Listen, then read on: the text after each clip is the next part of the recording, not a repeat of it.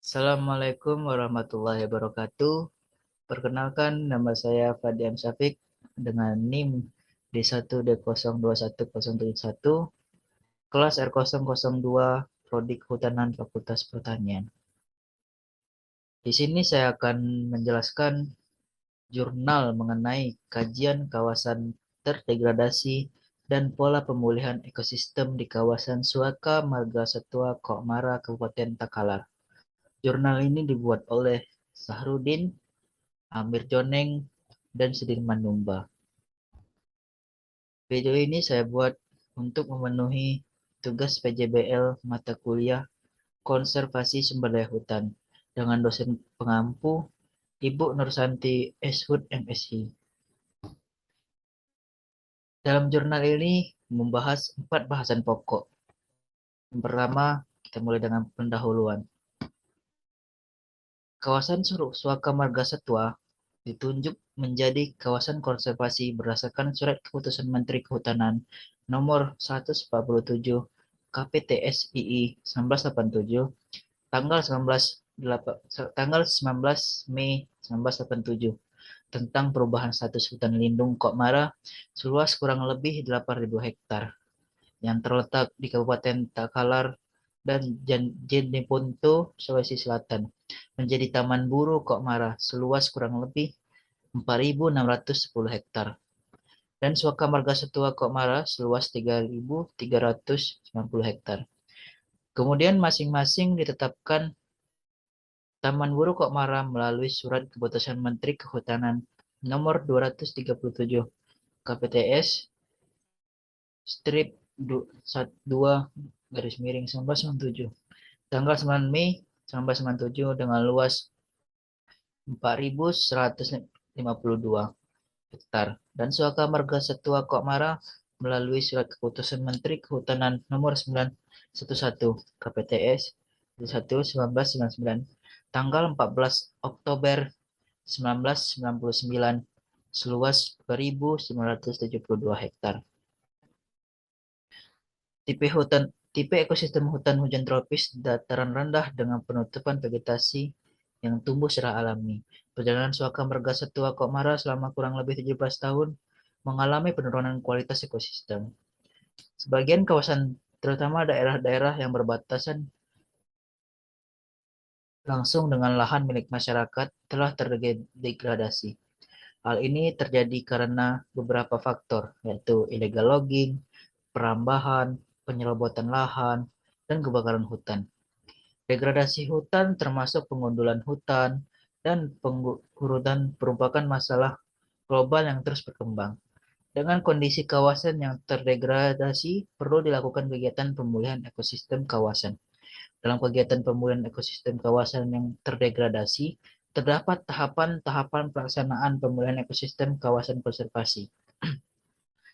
Melalui Peraturan Menteri Kehutanan Nomor P48 Menteri Hutan 2014 tentang tata cara pelaksanaan pemulihan ekosistem pada KSH dan KPA. Salah satu tahapan kegiatan pemulihan ekosistem yaitu kajian kawasan yang telah terdegradasi. Selain itu, berdasarkan pengalaman, kegiatan reboisasi dan rehabilitasi yang telah dilaksanakan, seringkali terjadi kegagalan akibat ketidaksesuaian pola penanaman dan pemilihan jenis tanaman. Oleh karena itu, kajian kawasan terdegradasi sebelum melakukan pemulihan sangat penting dilaksanakan. Selanjutnya mengenai metodologi yang dilakukan. Pendekatan penelitian. Penelitian ini dilaksanakan dengan menggunakan penafsiran foto melalui udara atau citra satelit. Hasil analisa foto melalui udara atau citra berupa luas dan lokasi yang terdegradasi. Selanjutnya, dilakukan pengambilan data di lokasi dengan melakukan analisis perbandingan. Hasil perbandingan tersebut dilakukan analisis melalui beberapa metode untuk mengetahui tipologi kerusakan yang terjadi, sehingga akan diputuskan arah pemulihan yang sesuai pada setiap lokasi yang terdegradasi. Kemudian analisis data dan analisis lanjutan. Merujuk kepada Perdirjen KSDAE nomor P12 KSDAE Set 2015 bahwa kajian kerusakan ekosistem dilakukan dengan interpretasi citra pengendaraan jauh dan atau ground check. Interpretasi citra pengendaraan jauh dilakukan untuk mengetahui perubahan tutupan lahan dari waktu ke waktu terkait luas, sebaran, dan intensitas kerusakan. Sementara ground check dilakukan untuk mengidentifikasi dan memastikan tipe dan tingkat kerusakan yang terjadi beserta penyebab kerusakannya. Sehingga untuk mengkaji suatu lokasi yang terdegradasi, maka diperlukan data vegetasi yang diperoleh dari hasil kegiatan inventarisasi tegakan dan analisa vegetasi di lokasi yang terdegradasi, serta dari lokasi pembanding atau ekosistem referensi di sekitar lokasi yang terdegradasi. Dan juga mengenai hasil dan pembahasan. Identifikasi foto melalui udara atau citra. Luas lokasi yang terdegradasi dalam kawasan Suaka Margasatwa di Kabupaten Takalar 289,84 hektar.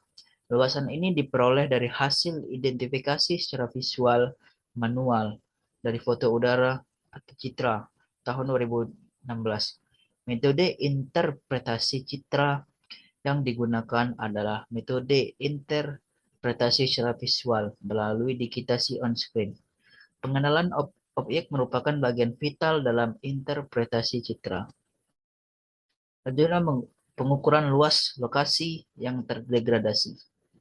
Hasil identifikasi melalui citra satelit kemudian dipakai sebagai dasar untuk melakukan pengukur luas secara langsung di kawasan Soka Margasatwa, Kokmara.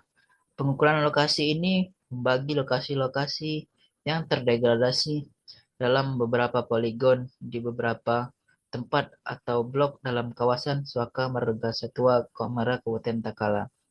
Sebelah kiri ada contoh gambar pengukuran luas lokasi yang terdegradasi. Kemudian inventarisasi tegakan pada lokasi yang terdegradasi. Petak 1, luas petak 1 adalah 34 hektar, sehingga jumlah plot ukur dengan intensitas sebesar 5% adalah sebanyak 17 plot. Dengan petak ukur lingkaran dengan luas 0,1 hektar, petak 2 luas 39,64 hektar. Petak 2 adalah 39,46 hektar, sehingga jumlah plot ukur dengan intensitas sebesar 5% adalah sebanyak 20 plot. Dengan petak ukur lingkaran dengan luas 0,1 hektar. Petak 3 adalah 25,76 hektar, sehingga jumlah plot ukur dengan intensitas sebesar 5% adalah sebanyak 13 plot. Dengan petak ukur lingkaran dengan luas 0,1 hektar. Petak 4, luas petak adalah 23,31 hektar, sehingga jumlah plot ukur dengan intensitas sebesar 5% adalah sebanyak 12 plot, dengan petak ukur lingkaran seluas 0,1 hektar. Selanjutnya yang terakhir, kesimpulan. Kesimpulan yang dapat dari jurnal kali ini, yaitu luas lokasi yang terdegradasi dari hasil identifikasi secara visual atau manual, foto udara atau citra tahun 2016 dalam kawasan Suaka Margasatwa di Kabupaten Takalar adalah 289,80 hektar. Luas lokasi yang terjadi di Suaka Margasatwa Kokmara, hasil pengukuran adalah 122,65 hektar. Merujuk pada kriteria kawasan terdegradasi dalam Perdinjen KSDAE nomor W12 KSDAE 2015. Maka untuk petak 1, 2, dan 3 dan 4 termasuk dalam kriteria kawasan yang terdegradasi rusak sedang dengan pola pemulihan ekosistem pengkayakan tegang. Jenis yang direkomendasikan untuk penanaman adalah diantaranya bambu, terasa, rau, marapau, dan kirasa. Demikian yang dapat saya sampaikan. Mohon maaf jika ada kekurangan. Sekian. Assalamualaikum warahmatullahi wabarakatuh.